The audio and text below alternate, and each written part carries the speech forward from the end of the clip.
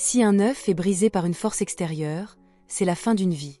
S'il se brise sous l'effet d'une force intérieure, en revanche, c'est le début d'une vie. Le commencement des miracles réside toujours à l'intérieur des choses elles-mêmes.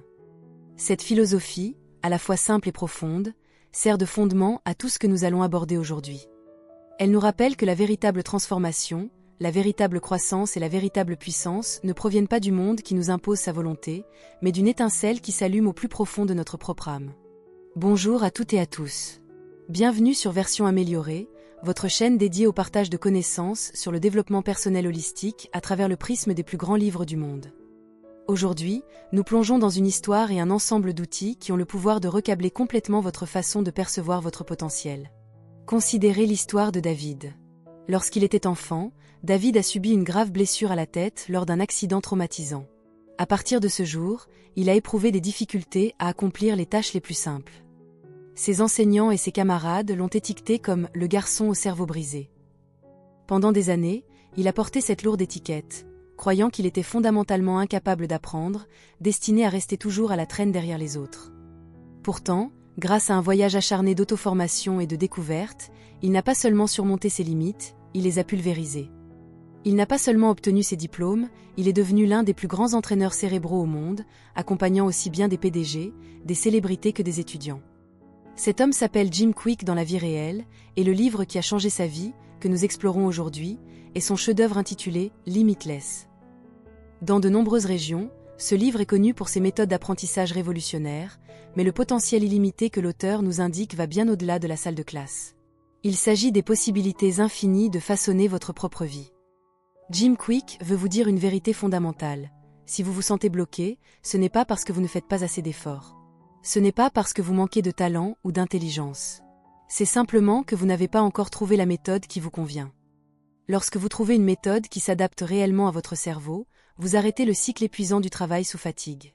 Au lieu de cela, vous entrez dans un état de conscience de soi, de concentration profonde et de direction claire. En tant qu'entraîneur cérébral, l'auteur commence par l'organe qui contrôle tout, votre cerveau. Il a développé un système de méthodes basé sur ce qu'il appelle la formule des 3 M. Cette formule vous aide à briser constamment vos propres limites, transformant l'apprentissage et la vie en un flux naturel et sans effort de progrès. Si vous êtes motivé pour vous développer et créer une vie selon votre propre dessein, les enseignements de ce livre seront votre boussole. Maintenant, rejoignez-nous pour cette exploration approfondie intitulée « Déverrouiller votre cerveau pour créer une vie sans limite ». La première chose que nous devons comprendre est que lorsque les barrières de l'esprit sont levées, la vie prend un nouveau tournant soudain et magnifique. Jim Kwik résume la formule pour créer des possibilités illimitées dans la vie ainsi. L'état d'esprit combiné à la motivation, combiné à la méthode, crée l'état de « limitless ». Ce sont les 3 piliers. L'état d'esprit est le quoi. Il s'agit de décider ce que vous croyez possible et qui vous autorisez à devenir. La motivation est le « pourquoi ». Elle détermine combien de temps vous pouvez maintenir votre énergie dans ce voyage. Enfin, la méthode est le « comment ». Elle détermine votre vitesse, votre précision et la distance que vous allez réellement parcourir. Si vous regardez votre vie en ce moment, vous verrez que ces 3 variables déterminent votre humeur et vos résultats chaque jour. Mais il y a une condition préalable. Si l'un de ces éléments est déformé ou limité, les autres perdent leur sens. La réponse réside toujours d'abord dans l'état d'esprit, dans votre perception. La perception est la somme totale de vos croyances, de vos hypothèses et de vos attitudes envers le monde et envers vous-même. C'est le système d'exploitation de votre esprit. Elle détermine la façon dont vous abordez un défi, dont vous interprétez un échec et dont vous réagissez à une opportunité. Lorsque votre perception est limitée, vos résultats seront inévitablement limités. Vous ne pouvez tout simplement pas voir au-delà de ce que vous croyez impossible. Vous ne pouvez pas transcender les frontières que votre propre pensée a érigées. Si vous croyez que vous n'êtes pas assez capable, vous éviterez inconsciemment tout défi qui pourrait vous aider à grandir. Si vous pensez que vous apprenez lentement, vous vous découragerez dès que vous ne verrez pas de résultats immédiats, confirmant ainsi votre propre biais négatif. Si vous croyez que « les gens comme moi ne changent pas », vous resterez immobile même lorsque la porte d'une nouvelle vie sera grande ouverte. À ce stade, même les meilleures méthodes ou la motivation extérieure la plus forte ne serviront à rien. Un état d'esprit limité est comme un vase fêlé. Peu importe la quantité de connaissances ou d'inspiration que vous y versez, vous ne pouvez rien retenir. Par conséquent, pour créer des possibilités illimitées, vous devez d'abord oser briser les limites de votre pensée. L'auteur a conçu un traitement en 3 étapes pour cela. La première étape consiste à identifier les perceptions limitantes. La meilleure façon de le faire est de devenir l'observateur de votre propre esprit. Portez une attention particulière à ce critique intérieur négatif, cette voix qui dit « je ne peux pas le faire »,« je ne suis pas assez intelligent » ou « je ne comprendrai jamais cela ». Nous nous disons souvent des choses comme « j'ai une mauvaise mémoire » ou « le travail intellectuel n'est pas pour moi ». Nous disons « je suis trop vieux pour commencer quelque chose de nouveau » ou « je suis trop occupé pour apprendre ». Nous nous convainquons que le succès est réservé à ceux qui sont naturellement doués. Chaque fois que vous niez votre propre potentiel, votre pensée se restreint davantage. Cela ne reste pas seulement dans votre tête. Cela affecte la façon dont vous percevez votre existence entière. Vous devez également faire attention aux voix venant de l'extérieur. Peut-être qu'un patron vous a dit que vos compétences n'étaient pas suffisantes, ou qu'un enseignant a dit un jour que vous n'étiez pas fait pour parler en public. Lorsque vous entendez ces étiquettes négatives assez longtemps, elles deviennent les voix dans votre tête. Mais voici la bonne nouvelle. Toute limitation identifiée peut être surmontée. Le simple fait d'être conscient de ces pensées est le début de la reconquête de votre liberté. Une fois que vous avez identifié ces mentalités limitantes, l'étape suivante consiste à affronter la vérité avec un regard clair.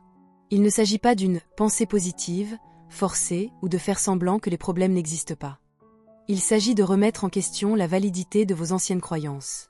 Une croyance n'est pas une vérité absolue. C'est simplement une histoire que vous vous êtes répétée tant de fois que vous avez oublié que c'est une fiction. Demandez-vous, cette croyance est-elle vraiment vraie dans tous les cas? Cherchez les preuves qui l'infirment. Si vous pensez avoir une mauvaise mémoire, repensez à un moment où vous vous êtes souvenu de quelque chose qui vous tenait vraiment à cœur, peut-être les paroles d'une chanson, une scène de film ou un moment spécial avec un être cher. Si vous pensez manquer de compétences en communication, souvenez-vous d'une fois où vous avez clairement expliqué un problème à un ami dans le besoin. Si vous pouvez trouver ne serait-ce qu'une exception, la vérité de cette croyance limitante est brisée. Lorsque vous réalisez que vos anciennes croyances ne sont pas toujours vraies, votre cerveau se libère de ces schémas automatiques et la porte du changement s'ouvre enfin. La dernière étape consiste à construire de nouvelles croyances fortifiantes. Votre cerveau fonctionne sur des schémas qui se répètent. Lorsque vous démantelez une ancienne croyance, vous devez activement en établir une nouvelle, sinon votre esprit reviendra à ce qui lui est familier. Ces nouvelles croyances n'ont pas besoin d'être parfaites. Elles ont juste besoin d'être ouvertes et encourageantes. Au lieu de dire « je ne suis pas bon à ça », essayez de dire « je suis en train d'apprendre ceci, et je m'améliorerai quand j'aurai trouvé la bonne méthode ».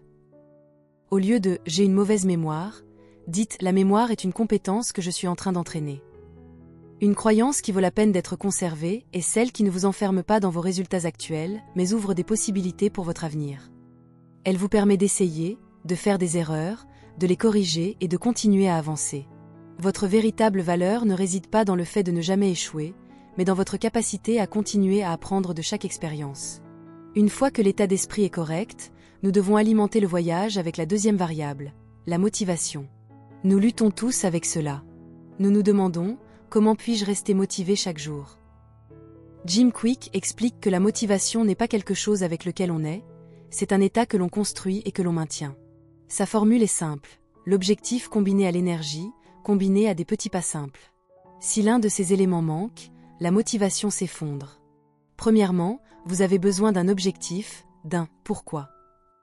Votre cerveau est un organe de survie. Il ne veut pas gaspiller d'énergie pour des objectifs vagues ou dénués de sens. Si vous ne savez pas pourquoi vous faites quelque chose, votre cerveau réagira par la procrastination et l'ennui. Un objectif fort doit être réaliste et profondément personnel. Il ne doit pas être quelque chose que vous avez emprunté à vos parents, à votre société ou aux attentes des autres. Il doit découler des valeurs profondes qui sont en vous. Lorsqu'un objectif s'aligne sur vos besoins intrinsèques, le cerveau considère qu'il vaut la peine d'investir de l'énergie. Deuxièmement, vos objectifs doivent être clairs. Le cerveau a besoin de spécificité pour savoir où il va. Au lieu de dire « je veux être meilleur », dites « je lirai 12 livres en 12 mois » ou « je passerai 30 minutes chaque matin à pratiquer mes compétences médicales ». La clarté élimine l'hésitation. Ensuite, vous devez rendre vos actions réalisables en utilisant des petits pas simples. Beaucoup de gens échouent parce qu'ils se fixent des objectifs trop complexes et accablants. C'est le piège des attentes excessives. Lorsque la tâche est trop grande, le cerveau résiste car il ne voit pas de chemin sûr. La solution est de faire des pas d'enfant. Si vous ne pouvez pas étudier pendant 2 heures, étudiez pendant 10 minutes. Si vous ne pouvez pas rédiger un rapport entier, écrivez 3 phrases. Chaque fois que vous terminez une petite tâche, votre cerveau libère une dose de dopamine, renforçant la croyance que vous pouvez le faire. La motivation est souvent générée par l'action, et non avant celle-ci. Les petits pas sont le pont qui vous aide à passer de vouloir à faire, transformant la procrastination en un flux constant de progrès. La troisième partie de la formule de motivation est l'énergie. Votre cerveau n'est pas seulement un ordinateur, c'est un système biologique. Si votre énergie est basse, votre cerveau coupera les fonctions de haut niveau comme la concentration et la créativité pour économiser de l'énergie. Gérer votre énergie signifie influencer 3 niveaux. Le premier est la bioénergie. Vous avez besoin d'un sommeil profond, d'une alimentation saine pour le cerveau et d'un exercice régulier. Le deuxième est l'énergie émotionnelle. Le stress, l'anxiété et le ressentiment sont des vampires énergétiques qui consomment vos ressources. La gratitude et la curiosité, en revanche, augmentent votre énergie. Le troisième est l'énergie consciente. Vous devez mettre votre cerveau à la diète en évitant le multitâche et les distractions numériques. Nos cerveaux sont fatigués parce que nous les bombardons de médias sociaux et de pensées fragmentées toute la journée. La gestion de l'énergie consiste à faire moins, mais à le faire de manière plus intentionnelle. Enfin, nous arrivons au troisième M, la méthode. La méthode correcte, une fois établie, crée des possibilités infinies de résultats. Bien qu'il existe de nombreuses techniques, nous devons nous concentrer sur les 2 compétences les plus critiques pour l'ère moderne, la concentration et la lecture. Nous vivons dans un monde conçu pour nous distraire. La concentration est devenue la ressource la plus rare et la plus précieuse. Si vous pouvez vous concentrer, vous pouvez changer votre destin. La lecture est tout aussi vitale, car c'est le principal moyen de télécharger de nouveaux logiciels dans notre esprit. Beaucoup de gens ne lisent pas parce qu'ils trouvent cela lent et fatigant, mais c'est simplement parce qu'ils utilisent des méthodes obsolètes. Pour améliorer votre concentration, imaginez votre conscience comme une sphère lumineuse. Elle ne peut éclairer que ce sur quoi elle reste posée. Si votre esprit vagabonde constamment, la lumière est faible. Vous devez trouver un moyen d'amener votre conscience sur un point unique. Commencez par choisir une tâche spécifique pour une durée déterminée. Avant de commencer, vous devez éliminer le bruit. Vous ne pouvez pas vous concentrer dans un environnement plein de distractions. Éteignez vos notifications et rangez votre bureau. Ensuite, entraînez-vous par intervalles courts, 20 minutes de concentration totale suivies d'une courte pause. Si votre esprit vagabonde, ne soyez pas en colère. Utilisez simplement un point d'ancrage, comme votre respiration, pour vous ramener doucement au présent. La technique de respiration 4-7-8 est un outil puissant ici. Inspirez pendant 4 secondes, retenez pendant 7, expirez pendant 8. Cela réinitialise votre système nerveux et redonne de la concentration. Pour améliorer votre lecture, vous devez supprimer 2 obstacles courants, la relecture et la subvocalisation. La plupart des gens ont l'habitude de revenir en arrière pour relire une phrase qu'ils viennent de finir, pensant que cela les aide à comprendre. Ce n'est pas le cas, cela ne fait que vous ralentir et briser votre rythme. La meilleure solution est d'utiliser votre doigt ou un stylo comme guide visuel.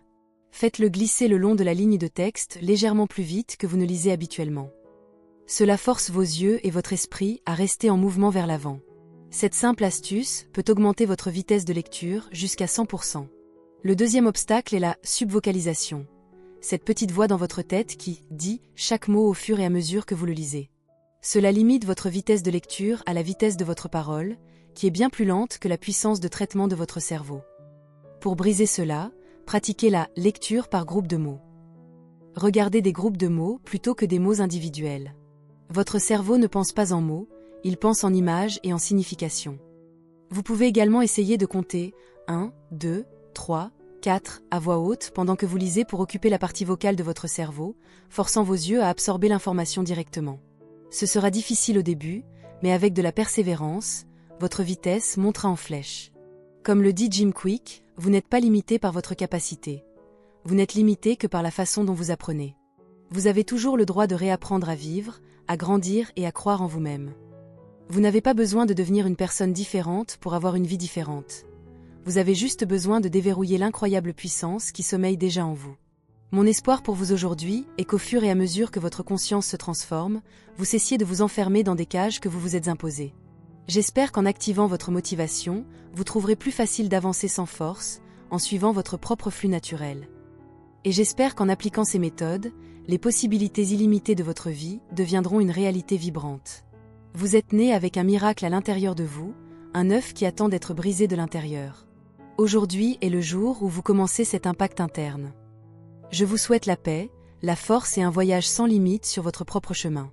Merci infiniment d'avoir passé ce moment avec nous aujourd'hui.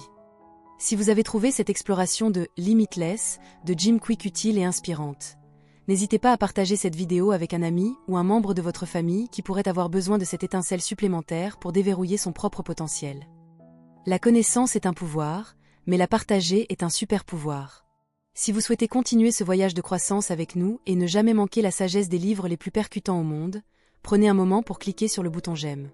Cela aide vraiment la chaîne à atteindre plus de personnes comme vous. Assurez-vous également de cliquer sur le bouton s'abonner et d'activer toutes les notifications en cliquant sur l'icône de la cloche. Nous publions de nouveaux résumés approfondis et des guides de développement personnel chaque semaine, et nous voulons que vous fassiez partie de notre communauté grandissante. Dites-nous dans les commentaires ci-dessous, sur lequel des 3 M devez-vous travailler le plus. Est-ce votre état d'esprit, votre motivation ou votre méthode? Nous lisons chaque commentaire et nous aimons entendre vos histoires de transformation. Merci encore pour votre incroyable soutien.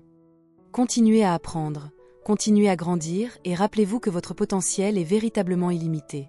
On se retrouve dans la prochaine vidéo.